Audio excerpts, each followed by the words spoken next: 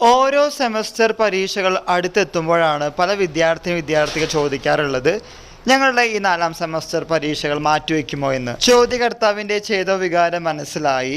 പക്ഷേ ഇതുവരെയും അങ്ങനെയുള്ള ഒന്നും തന്നെ ഇല്ല. ബക്രീദ് പോലും കേരളം ആഘോഷിക്കുന്നത് തിങ്കളാഴ്ചയാണ്.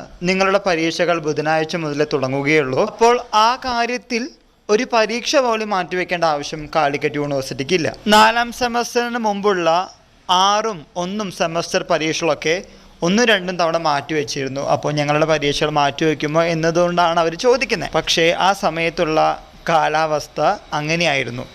ഇലക്ഷനും മറ്റുമുള്ളത് കൊണ്ടാണ് പരീക്ഷകൾ 1-2 തവണ മാറ്റിവെച്ചത്. എന്നാൽ നിലവിൽ 4ാം സെമസ്റ്റർ പരീക്ഷകൾക്ക് അങ്ങനെയൊന്നുമില്ല. പരീക്ഷകൾക്ക് മാറ്റിവെക്കാനുള്ള സാധ്യത ഒട്ടുമില്ല എന്നത് തന്നെയാണ് ഇപ്പോഴത്തെ വസ്തുത. ഇക്കാര്യങ്ങൾ മനസ്സിലാക്കി പഠിച്ച് മുന്നോട്ട് പോവുക. ഇനിയും നിങ്ങൾക്ക് സമയമുണ്ട്.